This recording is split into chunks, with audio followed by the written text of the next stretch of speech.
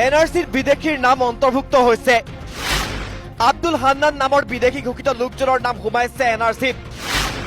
এই অভিযোগেৰে বিধায়ক খিলাৰিত্বই ঘটাইছিল বিস্ফোৰণ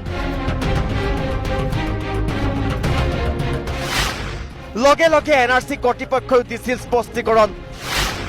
কোন হয় এই আব্দুল হান্নান তেওঁৰ নাম সঁচাকৈ অন্তৰ্ভুক্ত হৈছে নেকি এনআৰসিৰ খচৰা তালিকাত সম্প্ৰতি আব্দুল হান্নান নামৰ এজন লোকক লৈ উত্তাল হৈ আছে ৰাজ্য বিজেপিৰ বিধায়ক খিলাৰিত্বই সংবাদমেল যোগে বিস্ফোৰণ ঘটাই কৈছিল যে এনআৰসিৰ বিদেশীৰ নাম অন্তৰ্ভুক্ত হৈছে উদাহৰণ হিচাপে দাঙি ধৰিছিল আব্দুল হান্নান নামৰ লোকজনৰ কথা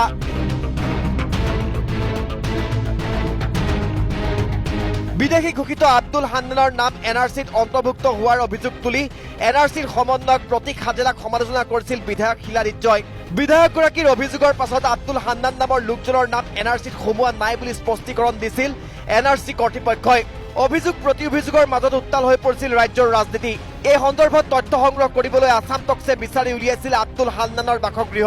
আমাৰ সাংবাদিকে কথা পাতিছিল আব্দুল হান্নানৰ পৰিয়ালৰ লগতে তেওঁৰ গাঁৱৰ অন্যান্য বাসিন্দাৰ হতে কিন্তু গাঁওবাসী বা পৰিয়ালে আমাক দেখুওৱা তথ্য মতে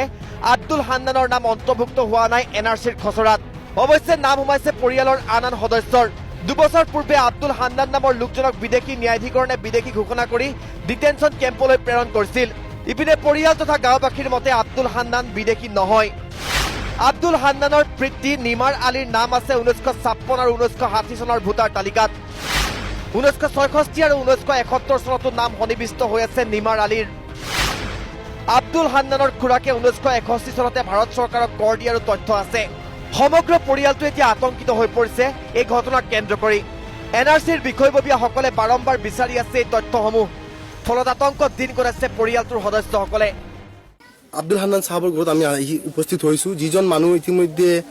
2টা বছৰৰ পৰা ডিটেনশ্যন কেম্পত ইতিমধ্যে আছে আৰু ইতিমধ্যে যিটো মানে বিতৰ্ক চলি আছে তেখেতক লৈ পেলাই যিটো ৰাজনীতি চলি আছে যিটো ষড়যন্ত্ৰ তেওঁৰ ওপৰত চলি আছে সেই বিষয়ে আমি আজি ইয়াত আহি উপস্থিত হৈ তেওঁৰ গোটেইখিনি নথিপত্ৰ আমি চালোঁ তেওঁৰ 1956 60 আৰু 1971ত গোটেইখিনি স্পষ্টভাৱে তেওঁৰ দেউতাকৰ নাম আছে আমি গোটেইখিনি নথিত তেওঁৰ নামখিনি আমি পাইছোঁ কিন্তু অতি পৰিতাপৰ বিষয় ইতিমধ্যে শিলাদত্তদেৱে যিখিনি প্ৰেছমেট কৰি পেলাই যিখিনি বিবৃতি দিলে যিখিনি এনআৰসি প্ৰক্ৰিয়াটো বিভ্ৰান্ত কৰিবৰ কাৰণে এনআৰসি প্ৰক্ৰিয়াটো বাধা বিঘিনি কৰিবৰ কাৰণে আব্দুল হান্নান সাহেবৰ নামটো যিটো নামত যিটো ক'লে যেন তেওঁৰ এনআৰসি ড্ৰাফটত নাম আহিছে আমাৰ হাতত আছে ইয়াত কোনো ধৰণৰ তেওঁৰ নাম ইয়াত অহা নাই তেওঁৰ নাম অহা নাই কিন্তু স্পষ্টভাৱে কৈছে যেন তেওঁৰ নামটো এনআৰসি ড্ৰাফটখনত আহিছে কিন্তু আমাৰ কথাটো হ'ল আমি ৰিকুৱেষ্ট এইটো অনুৰোধ আমি জনাব বিচাৰিছোঁ যে তেওঁৰ ওপৰত আজি যিটো বাংলাদেশী নাম তেওঁৰ নাম দিয়া হৈছে জাপি দিয়া হৈছে দুখ দিয়া হৈছে কিন্তু এইজন প্ৰকৃত বাংলাদেশী নহয় এই প্ৰকৃত ভাৰতীয় লোক আৰু এই বিষয়টো আমি অনুৰোধ জনাইছোঁ তদন্ত কৰি পেলাই এই বিষয়টোৰ ওপৰত তদন্ত কৰিব লাগে গাঁওবাসীয়ে বিধায়ক খিলাৰিত্বক আহ্বান জনাইছে গৃহ জিলাৰ মানুহ হিচাপে এবাৰ ঘৰখনলৈ আহিবলৈ সমগ্ৰ নথিপত্ৰ চাই সংবাদমেল দিবলৈ আহ্বান জনাইছে ৰাইজে সমগ্ৰ বিষয়ৰ ওপৰত অসম চৰকাৰকো তদন্ত কৰিবলৈ আহ্বান জনাইছে দুৰ্ভগীয়া পৰিয়ালটোৰ সদস্যসকলৰ লগতে গাঁওখনৰ ৰাইজে এই ক্ষেত্ৰত যিটো তেওঁ ৰাজনীতি লাভালাভৰ কাৰণে যিটো আমাৰ সাধাৰণ মানুহৰ ওপৰত যিটো নিৰ্যাতন চলাব বিচাৰিছে এই এনআৰসি প্ৰক্ৰিয়াটোৰ যোগেদি তেওঁ বিচাৰিছে গতিকে তেওঁ বন্ধ কৰিব লাগে আৰু ইয়াত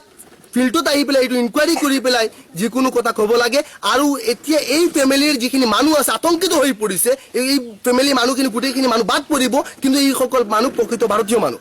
দবকাৰ পৰা বাবুল তালুকদাৰ আসাম টকছ।